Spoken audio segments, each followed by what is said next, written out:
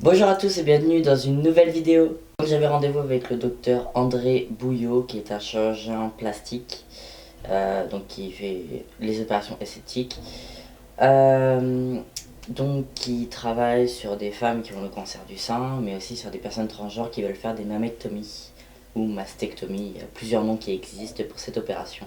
J'étais extrêmement stressée. Voilà, c'est un rendez-vous que j'attends depuis des années.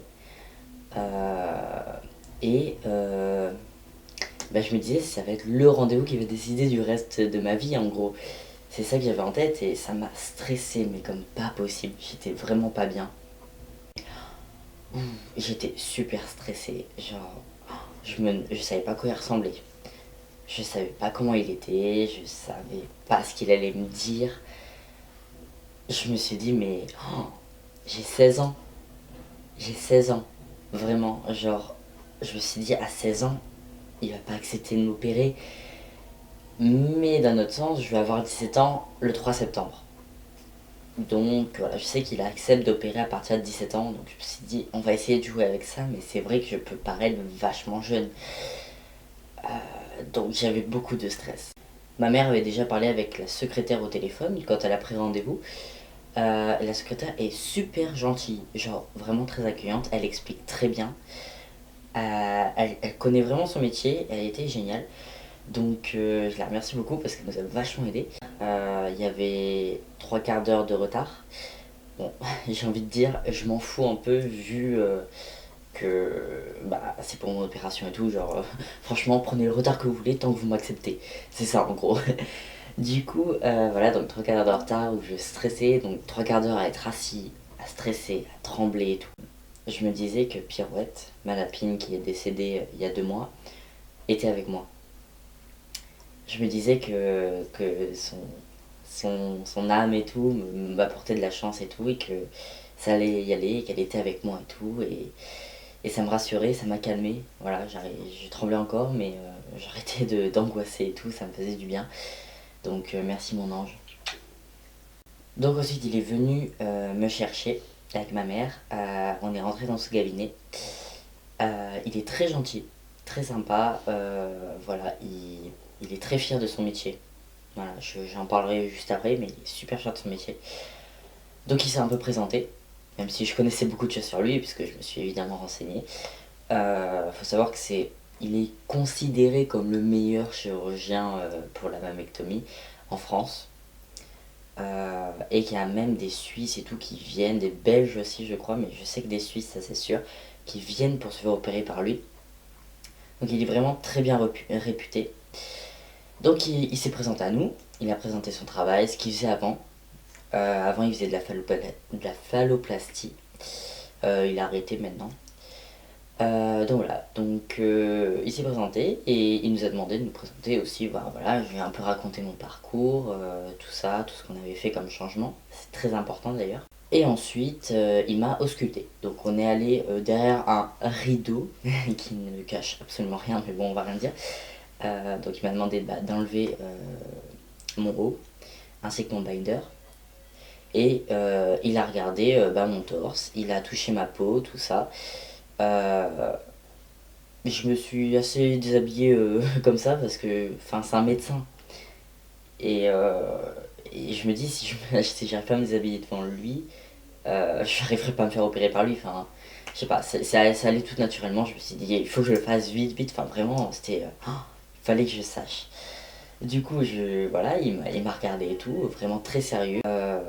Il m'a regardé, il a touché ma peau, il a dit, bon, t'as la peau assez tonique. Euh, t'as, t'as un peu de muscle et tout, donc c'est bien. Il a dit, si tu veux, je peux te faire une péri-aérolaire. Ah, c'est exactement l'opération que je voulais. Voilà, j'ai... Ah. Du coup, il me dit ça, et moi je lui fais, bah oui, oui, oui, je veux bien, oui, oui, c'est l'opération que j'attendais, c'est l'opération que je veux.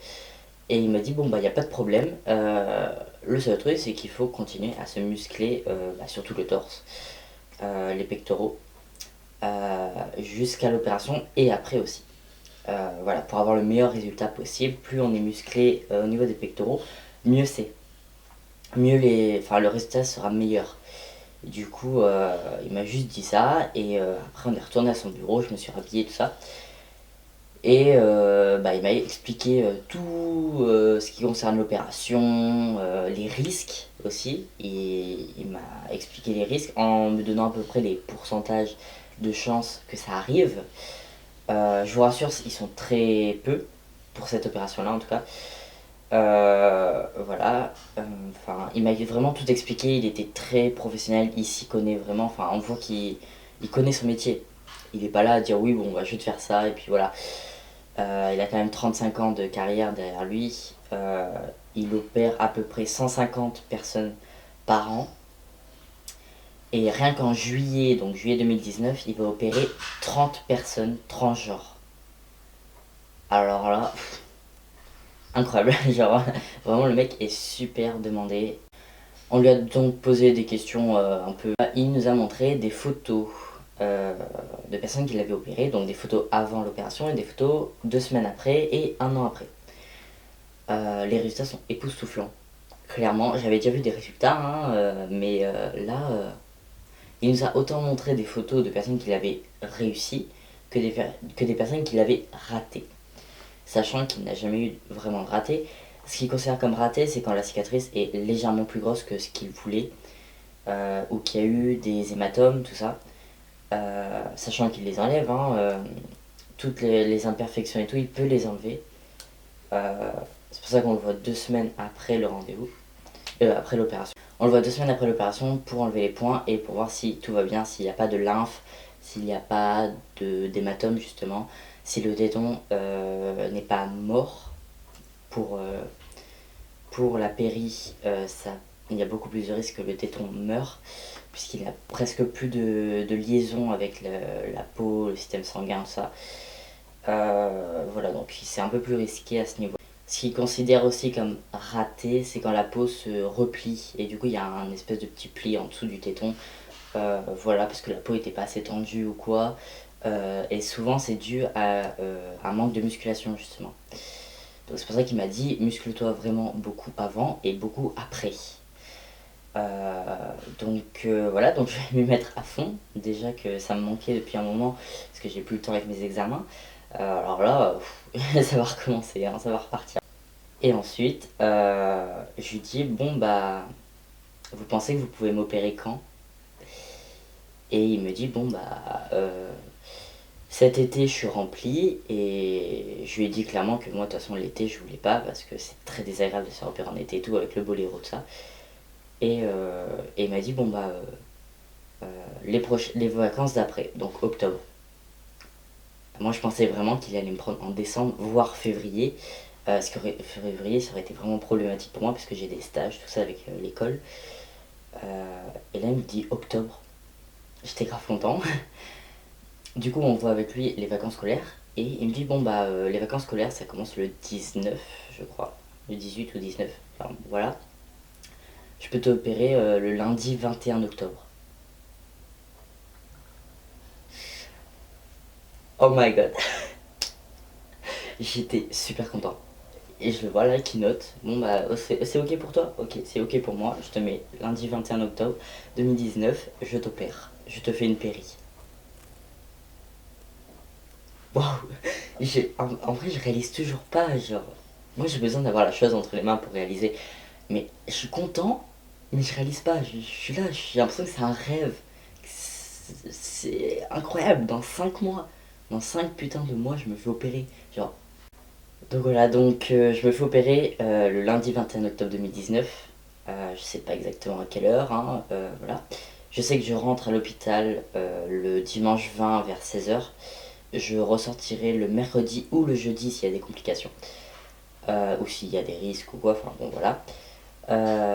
Et je retournerai le voir à Lyon, dans son cabinet, le 5 novembre normalement. Donc 2 semaines après l'opération pour enlever les points et les imperfections.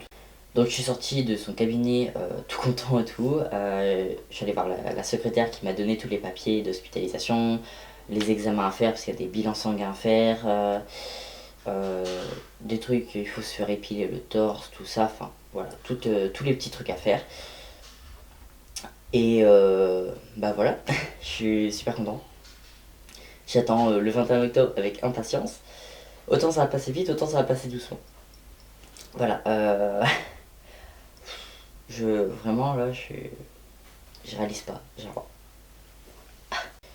la secrétaire nous a donné une adresse pour faire un boléro à notre taille parce qu'elle nous a dit que souvent les pharmacies s'en fichaient un peu et nous donnaient une taille comme ça qui n'était pas forcément bien adaptée. Du coup, on y allait directement puisqu'on passait la journée à Lyon. Donc, c'est la maison Brequeville, voilà, sur la rue du colonel Chambonnet, donc à Lyon, et qui nous a fait un gilet de compression, donc un boléro qui est à mettre un mois après l'opération, enfin pendant le mois suivant l'opération, qui est un peu comme un binder mais qui s'attache par devant pour compresser justement, pour que tout aille bien, tout ça, les cicatrices, tout ça. Donc je suis allé voir cette femme et elle m'a pris mes mesures, tout ça, et elle m'a donné mon boléro qui correspondait à ma taille. Voilà. Et du coup, j'ai dit à mon boléro, donc il a coûté 90 €, donc il coûte un peu plus cher qu'en pharmacie, parce que je crois qu'en pharmacie il coûte 66 € à vérifier. Mais voilà, mais je préfère avoir un binder qui soit vraiment à ma taille et tout, parce que souvent ils sont pas à la taille au niveau du ventre, ça serre trop, quoi. Donc voilà, comme ça on est. Donc voilà la boîte avec le boléro dedans. Et voilà le boléro. Donc vous voyez qu'il y a l'ouverture ici. Et il y a un élastique pour tenir au niveau du ventre. Donc voilà. Donc moi c'est taille 1, donc c'est la taille la plus petite. Elle m'a dit qu'il serait même limite trop grand. Mais qu'avec la musculation ça irait.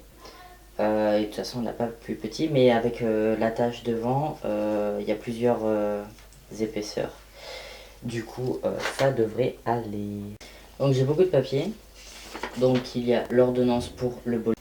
J'ai les papiers pour l'anesthésiste, donc pour prendre rendez-vous, un mot du docteur pour présenter mon cas, entre guillemets. Le dossier à remplir par l'anesthésiste avec tous les renseignements. Le bulletin de préadmission à l'hôpital. Une ordonnance pour une prise de sang à faire 10 jours avant l'opération. Et un dossier à rendre à l'hôpital aussi quand je m'inscris pour savoir avec qui qui sera mon responsable légal pendant l'hospital. En ce qui concerne les prix, donc l'opération coûte 3000 € en elle-même, sachant que la sécurité sociale rembourse 226,76 €, donc ça c'est précis. Les honoraires de l'anesthésie sont à 700 €, dont 128,10 € remboursés. Et il faut aussi compter le remboursement par la mutuelle. Donc ça dépend de votre mutuelle, donc il faut appeler votre mutuelle et demander. Il faut lui envoyer le devis pour qu'elle vous dise exactement. Donc en tout, à payer notre poche, ça fait à peu près 3500 €. Donc voilà, sans compter la mutuelle et sans compter les allers-retours en TGV. Pour ma mère et moi, l'aller-retour a coûté 146 €. Voilà, donc Cannes-Lyon, Lyon-Cannes, pour ma mère et moi, donc ensemble, 146 €. Le logement, parce qu'on a dormi là-bas, puisqu'on a rendez-vous dès le matin, a coûté à peu près 60 € pour nous deux aussi, avec le petit-déj compris.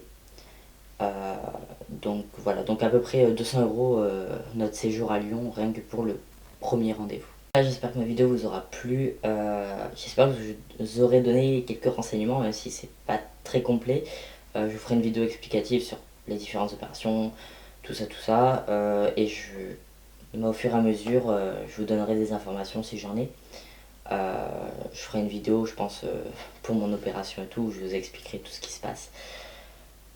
Sinon, j'espère que mon vlog vous aura plu aussi. Voilà, j'ai passé un super séjour à Lyon, vraiment, super ville.